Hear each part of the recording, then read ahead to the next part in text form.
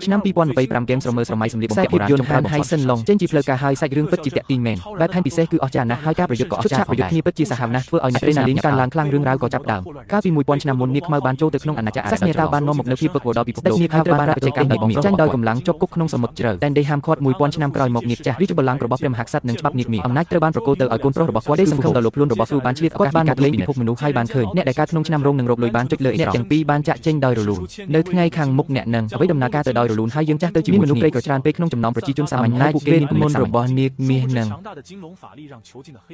គ្រឿងអលង្ការមាសនិងប្រាក់នៅក្នុងព្រះរាជវាំងគ្រឿងអលង្ការទាំងអស់ត្រូវបានស្រុកចូលទៅក្នុងពិភពមនុស្សហើយត្រូវបានចែកចាយដល់ប្រជាជនហើយភ្លៀងពណ៌មាសពួកគេមិនដឹងពីកម្លាំងនោះទេអំណាចវេទមន្តរបស់នាគមាសដ៏អស្ចារ្យត្រូវបានចុះនាគខ្មៅបានបិទរូងភ្នំនោះបណ្ដាលឲ្យអ្នកដែលចង់នាគខ្មៅនោះត្រូវបានបាក់អស់ហើយខ្សែសង្វាក់នោះបានដាស់នាគខ្មៅភ្លាមដោយផ្ទាល់បន្ទាប់ពីរួចគេចពីតំបន់ហាមឃាត់គាត់មានអារម្មណ៍ថានាគបានត្រឡប់មកវិញយ៉ាងឆាប់រហ័សនៅក្នុងសមុទ្រជ្រៅគាត់ត្រូវបានគេឃើញកំពុងចាប់បងប្រុសបង្កើតហើយគំរាមប្រកួតខ្លួនខ្ញុំបានបញ្ចេញអំណាចវេទមន្តរបស់នាគមាសហើយមើលនឹងត្រូវសម្លាប់ដោយនាគខ្មៅហ្វូក្តីសង្ឃឹមអាចទេអំណាចវេទមន្តទៅបានគាត់បានសម្លាប់នាគខ្មៅហើយទទួលបានអំណាចមានពរជ័យនៃរដ្ឋាភិបាលនាគខ្មៅបានវាយទម្លាក់ដោយបានរត់គេចខ្លួនស្ដេចនាគចាស់ដាវវីប្រហារបានវាយប្រហារភ្លាមដើម្បីទប់ទល់នឹងការបន្ទាប់ពីរាប់រយជុំជាមួយនឹងការបន្ថែមនាគខ្មៅនាគមាសក៏ត្រូវបាននាគចាស់បានប្រញាប់ប្រញាល់ដោយចាញ់នាគខ្មៅគាត់រងរបួសយ៉ាងធ្ងន់ធ្ងរនាគដែលរងរបួសត្រូវបានជួយសង្គ្រោះដោយត្រីចាស់ហើយបើវាមានមិនត្រូវបានសង្គ្រោះដោយប្រើមន្តអាគមនាគប្រសិនបើស្ដេចនាគចាស់ជាសះស្បើយគាត់នឹងស្លាប់បញ្ហាធំជាងនេះអាចមកពីនាគខ្មៅមធ្យោបាយតែមួយគត់ដើម្បីសងសឹកលើវិមាននាគគឺជាមួយនឹងឈាមនាគពិតហ្វូហៃឡុងដែលធ្លាប់បានបង្ក្រាបអារ៉ាដាវនោះត្រូវបានលាក់ទុកដោយស្ដេចនាគចាស់នៅក្នុងអាណាចក្រអារ៉ាគាត់កំពុងសន្លប់បាត់ស្មារតីមាននរណាម្នាក់ដឹងអំពីគម្រោងនេះទេហើយហ្វីសគាត់ក៏បានបាត់បង់អំណាចវេទមន្តរបស់គាត់ផងដែរសុវត្ថិភាពនៃត្រកូលនាគហ្វូហូបយើងគ្មានជំរឿអ្វីក្រៅពីស៊ូរហូតដល់ស្លាប់ហើយអាណាចក្រអារ៉ាបានស្វែងរកដាវសម្រាប់អារ៉ាប៉ុន្តែដរាបណាគាត់ហោះចូលទៅក្នុងអាណាចក្រអារ៉ាភ្លាមច្រឡំដោយសត្វចម្លែកតូចមួយចំនួនសត្វប្រៃត្រូវបានបាញ់ទម្លាក់ក្រុមមួយគ្មាននរណាម្នាក់ដឹងអំពីខ្មោចនោះទេវាជានាគមួយក្បាលនៅក្នុងរូងរបស់អារ៉ាទាក់ចង់ហែកគាត់ជាបំណែកនៅពេលនោះបិសាចញីមួយក្បាលដែលមានស្លាបពណ៌ស្បាមកដល់ទាន់ពេលបានបង្ហាញខ្លួនហើយជួយសង្គ្រោះហ្វូហូ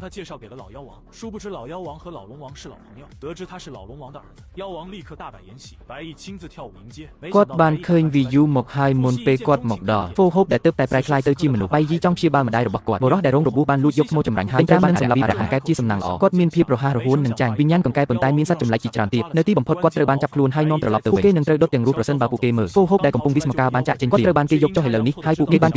ជួបគ្នាហើយបានស្គាល់ណែនាំគាត់ឲ្យស្គាល់បុរសចំណែកស្ដេចអារ៉ាគាត់មិនស្គាល់ស្ដេចអារ៉ាចាស់ទេគាត់ជាមិត្តចាស់របស់ស្ដេចនាគហើយត្រូវតែដោយដឹងថាគាត់ជាកូនប្រុសរបស់ស្ដេចនាគចាស់ស្ដេចអារ៉ាបានបង្ហាញអារម្មណ៍រីករាយភ្លាមបៃយីបានរំផ្ទាល់ដើម្បីស្វាគមន៍គាត់ដោយមិននឹកស្មានដល់បៃយីបានស្លៀកពាក់ឡើងស្អាតខ្លាំងណាស់ហ្វូហូបលងស្នេហ៍តាំងពីឃើញលើកដំបូងរបស់ខ្ញុំស្ទើរតែស្អិតជាប់នឹងវានៅពេលនេះគាត់ដាក់កូនឈ្មោះត្រូវបានសម្រេចចិត្តរួចហើយបន្ទាប់ពីពិធីជប់លៀងមកហ្វូហូបបានគិតអំពីគាត់និងឪពុករបស់ពួកគេជាមិត្តភក្តិគ្នាចូលសួរពួកគេទីតាំងនៃដាវសម្រាប់អារ៉ានៅមិនទាន់ដឹងនៅឡើយទេតែគាត់និយាយចប់ស្ដេចអារ៉ាក៏គាត់បានបញ្ជាឲ្យបុរសរបស់គាត់ចាប់មកដាក់គាត់ក្នុងបន្ទប់ឃុំឃាំងទៅវិញគាត់បានមកជួយសង្គ្រោះម្ដងទៀតដោយស្ងាត់ស្ងៀមពួកគេបានអនុញ្ញាតឲ្យហ្វូហូបទៅហើយគាត់ទើបតែរត់បានលេងតាមដោយសារចម្លែកប៉ុន្តែដោយពិភពក្រោមខ្ញុំបានដឹងអំពីដាវសម្រាប់អារ៉ាដោយចៃដន្យកន្លែងដែលវាស្ថិតនៅដូចនេះនៅក្នុង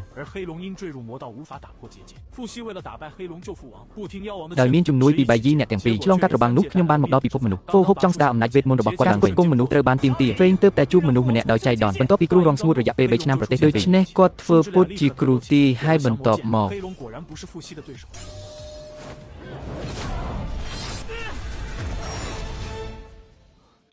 កចៅហ្វាយចាស់បានទាញបរិសុទ្ធចំណាស់ទាំងអស់ប្រជាជនគោរពបូជាស្ដេចញាក់ហ្វូសង្ឃឹមគាត់ឈរនៅលើពាក្យសច្ចានៃសេចក្តីស្រឡាញ់និងការលះបង់ដ៏អស្ចារ្យចាស់ទៅជាមួយគ្នាមាននៅទីនេះមួយផ្លែតមួយកាក់គ្មានតម្លៃអាចកំបាំងបរិសុទ្ធពាក់ម៉ាស់បានឆ្លៀតឱកាសនេះដើម្បីដកយកការសំណាងល្អដល់អារ៉ាត្រូវបានប្រើដោយវាយវិញបរិសុទ្ធពាក់របាំងមុខបានប្រើគាត់អស់សង្ឃឹមគាត់បានជួយសង្គ្រោះហ្វូហូបហើយបានជួបប្រទះនឹងការក្បត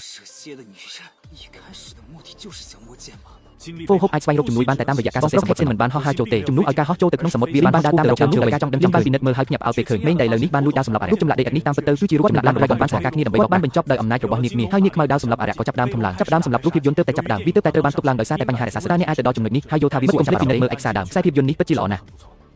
ជាអកុសលបុរសនោះត្រូវបានដាក់ស្លាប់រួចហើយបានប៉ះពាល់ដល់ចំណុចខ្សោយធ្ងន់ធ្ងរហើយគាត់ពេលឃើញបែបនេះបងប្រុសឈៀងដោយថ្នមគប់ចង្កឹះពីលើគាត់បានបញ្ចេញចំណុចសម្ពាធហើយសម្លឹងមើលបុរសមនុស្សត្រូវបើកមាត់ហើយសារភាពមេគុណិតលាក់ខ្លួនក្នុងស្រមោលបន្ទាប់មកព្រះសង្ឃបានចង្អុលបង្ហាញសកម្មភាពរបស់បានបិទវាទាំងស្រុងធ្វើឲ្យអ្នកដែលជាធម្មតាចូលចិត្តធ្វើសកម្មភាពឈៀងដែលមានចិត្តក្លាហាននិងសេចក្ដីគាត់មិនបានធ្វើទេគ្រាន់តែខ្សែគោដល់មួយពុំមុខព្រះសង្ឃហើយនិយាយសួរព្រះសង្ឃថាហេតុអ្វីបានជាព្រះអង្គអ្នកប្រាជ្ញរូបនេះបានសម្លាប់មនុស្សយ៉ាងញញៃហើយព្រះសង្ឃមានព្រះនេត្រក្រហមដោយមិនអំពើនឹងការសង្ស័យរបស់បងប្រុសថេងផ្ទុយទៅវិញគាត់បានបញ្ជាឲ្យកូនចៅរបស់គាត់ចូលមកពួកគេបានស្នើថាអ្នកណានឹងយករង្វាន់នឹងត្រូវដាក់លើក្បាលបងប្រុសឈៀង10000តាប៉ុន្តែក្រុមតូចមួយនេះបងប្រុសមិនពូកែដូចបងប្រុសឈៀងទេដោយមានចលនារហ័សមួយចំនួនគាត់បានបង្ក្រាបក្រុមកូនចៅដែលគ្មានចំណេះដឹងទាំងអស់ព្រះសង្ឃដែលត្រូវបានវាយដំនៅពេលនេះខ្ញុំមិនអាចរក្សាមុខបានទេខ្ញុំគិតអំពីថ្ងៃនេះយើងត្រូវតែឈ្នះមិនថាមានរឿងអ្វីកើតឡើងក៏ដោយឃើញតែគាត់លើកខ្សែពូឡើងដំបងប៉ែមួយដែលមានទម្ងន់រាប់រយគីឡូក្រាមបងប្រុសឈៀងបានប្រញាប់ប្រញាល់ទៅរកគាត់ហើយបន្ទាប់គាត់បានវាយ៉ាងខ្លាំងសំណាងល្អបងប្រុសឈៀងកិច្ចដោយល្បឿនលឿនដូចលេខបន្ទោមានតែការបើកទ្វារប៉ុណ្ណោះទើបពួកគេអាចជិះវាការសម្រាយនោះហៀបនឹងកាត់ឡើងចំពោះគាត់បានបន្តដោយមិនឈប់ឈរដោយប្រើជំនាញដ៏ល្អជំនាញរលកសម្រាប់ការកិច្ចវារហ័សនឹងសាំងសេបានយកកាំបិតរបស់គាត់ចេញហើយនិយាយយ៉ាងឆ្លងកាត់ជាន់ទី2វាត្រូវបានបំបែកជាបំណែកភ្លាមអ្វីដែលចម្លែកនោះគឺថាមិនថាព្រះសង្ឃធ្វើអ្វីក៏ដោយការវាយប្រហារដ៏សាហាវមួយបងប្រុសឈៀងតែងតែមិនចង់ប្រើចលនាចុងក្រោយរបស់គាត់ដើម្បីទប់ទល់នេះធ្វើឲ្យព្រះសង្ឃគិតថាបងប្រុសថេងក្រោយពីត្រូវគេធ្វើបាបខ្ញុំក៏ខឹងខ្លាំងឡើងគាត់បានបញ្ចេញស្នាដៃចុងក្រោយរបស់គាត់ចលនាចុងក្រោយវាយប្រហារបងប្រុសថេងនឹងមានកម្មវិធីល្អមួយឆាប់នេះជាភាពយន្តគំនូរជីវចលដែលទើបចេញថ្មីនៅឆ្នាំនេះបាច់គុណមួយដែលបានចេញផ្សាយរួចហើយខ្យល់បក់ស្រានិងទឹកសមុទ្រឡើងខ្លាំងខ្ញុំមិនធ្លាប់បានឃើញវីដេអូនេះឲ្យសោះ